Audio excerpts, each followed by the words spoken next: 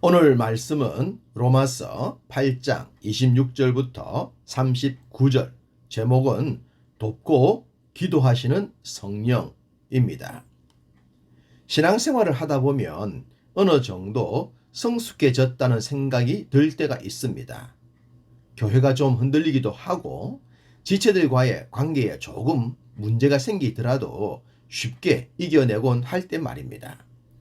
그렇지만 어떤 경우는 정말로 내가 내 자신을 신뢰하지 못할 정도로 너무나도 이상하게 무너지는 경우도 있습니다. 믿음 생활하는 자신이 맞는가 싶을 정도로 말입니다.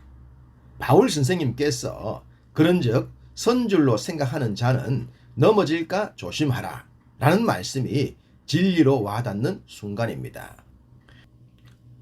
형편없다고 생각할 때는 더욱 조심하는데 어느 정도 됐다고 생각할 땐 완전 반대가 되는 그런 경우가 있습니다. 이것이야말로 거듭난 성도들임에도 불구하고 연약한 육체를 지닌 우리들의 현주소가 아닐까 싶습니다. 그래서 이 말씀이 더욱 와 닿습니다.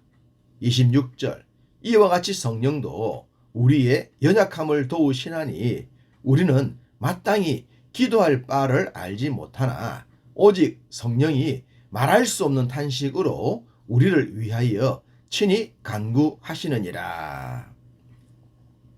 우리가 연약한 존재라는 것을 성령님께서 더 잘 아십니다.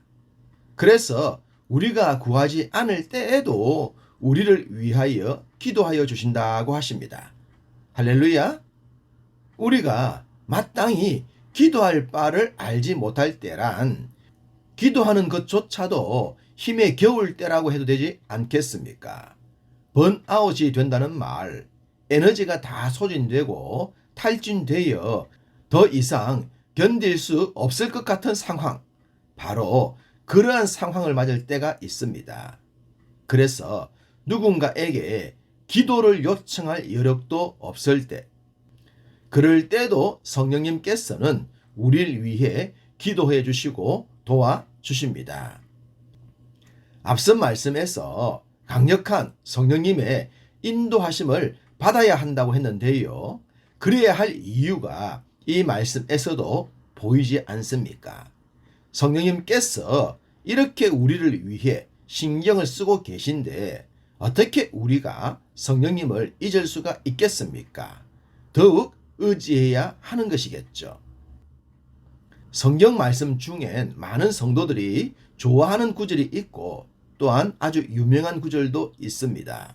유명하고도 좋아하는 구절도 있는데요. 이 구절이 그러하지 않을까 싶습니다. 28절, 우리가 알거니와 하나님을 사랑하는 자, 곧 그의 뜻대로 부르심을 입은 자들에게는 모든 것이 합력하여 선을 이루느니라. 모든 것이 합력하여 선을 이룬다는 말씀은 정말로 아멘 중에 아멘입니다. 사람들은 어렵고 힘들고 그리 좋아 보이지 않는 상황들이 뭐가 좋겠느냐라고 생각하지 않습니까? 그런데 이 말씀에 적용을 하면 그런 상황조차도 감사가 되기 때문입니다. 저는 개인적으로 합력하여 라는 구절이 특별해 보입니다. 사실 합력이라는 단어는 협력이라는 말과 동일한 의미입니다. 원어적으로 볼 때에도 그러합니다. 그럼에도 불구하고 한글 성경이 합력이라는 단어를 사용했습니다. 제 생각엔 하나님의 주권적인 역사에 훨씬 더 적합한 단어가 아닐까 생각됩니다. 협력이란 일종의 동업으로 보면 되겠죠. 동업은 각자 나름의 프로테지를 가지고 있습니다. 각자가 나름의 힘을 보태서 함께 일하는 것을 의미합니다. 반면 합력이란 내게 전혀 지분이 없음에도 불구하고 하나님께서 동력자로 삼아 주시는 것도 해당됩니다. 지적 재산도 동업의 한 부분이 될 수 있겠지만 그런 경우는 정말 특이하죠. 누가 보더라도 그의 지식을 인정할 그런 특별함이 있어야만 가능합니다. 그러지 않고선 눈에 보이는 지분, 곧 프로테지를 지녀야 합니다. 이런 동력의 관점에서 볼 때 우리는 특별한 지적 재산이나 몇 퍼센트에 해당하는 지분이 없음에도 불구하고 하나님은 파트너로 인정하여 주셨다는 사실입니다. 이것이야말로 진정한 은혜이지 않습니까?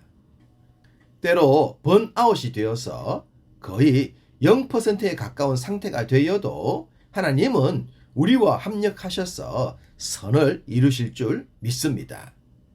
우리와 함께 합력하여 선을 이루시는 하나님의 역사는 정말로 놀랍고 기이해 보입니다. 30절 또 미리 정하신 그들을 또한 부르시고 부르신 그들을 또한 의롭다 하시고 의롭다 하신 그들을 또한 영화롭게 하셨느니라. 지분도 없고 특별한 것도 가진 것이 없는데 그런 우리를 선택하여 주셨습니다.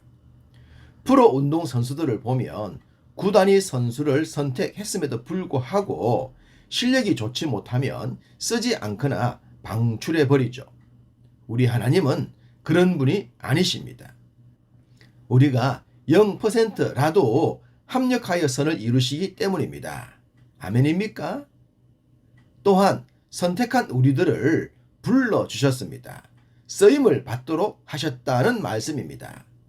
내가 그의 이름을 불러주기 전에는 그는 다만 하나의 몸짓에 지나지 않았다. 내가 그의 이름을 불러주었을 때에는 그는 나에게로 와서 꽃이 되었다. 김춘수 시인의 꽃에 나오는 한 대목입니다. 주님께서 우리를 불러주셨기 때문에 우리는 특별한 존재가 된 줄로 믿습니다. 하나님은 우리를 불러서 의롭다고 해주시고 더 나아가 영화로운 자리로까지 인도하여 주신다고 하십니다. 우리가 하나님께 이런 대접을 받을 만한 자격이 있습니까? 그럼에도 불구하고 이런 은혜를 주시니 우리가 어찌 하나님을 섬기지 않겠습니까? 어떻게 성령님의 강력한 인도하심을 거절할 수가 있겠습니까? 미안하고 감사하고 황송해서라도 더욱 따라야 하는 것입니다. 억지가 아니라 완벽한 자원함으로 말입니다. 거듭 말씀드리지만 하나님께서 이런 은혜를 베푸시는 것은 우리를 사랑하시기 때문입니다. 사랑 누가 말했나? 진짜로 하나님의 사랑을 알고나 하는 말일까요? 32절 자기 아들을 아끼지 아니하시고 우리 모든 사람을 위하여 내주신 이가 어찌 그 아들과 함께 모든 것을 우리에게 주시지 아니하겠느냐. 누군가가 당신을 사랑한다고 한다면, 누군가가 당신을 아낀다고 말한다면 최소한의 증거를 보이라는 그런 말을 해도 되지 않겠습니까? 말로는 못할 내용이 없기 때문입니다. 하나님은 우리를 말로만 사랑하시지 않았습니다. 분명한 증거를 보여주셨습니다. 그것이 바로 이 말씀이죠. 아들을, 단 하나뿐인 아들을 아낌없이 내어 주셨습니다. 이럴 정도로 우리를 사랑하시니 0%인 우리들과 합력하여 선을 이루시는 것도 가능한 것입니다. 악한 사탄은 그런 우리들을 여전히 꿰려고 하고 넘어뜨리려 합니다. 그래서 흔들려고 하죠. 그렇지만 결과는 정해져 있습니다. 35절 누가 우리를 그리스도의 사랑에서 끊으리요. 환난이나 공고나 박해나 기근이나 적신이나 위험이나 칼이랴.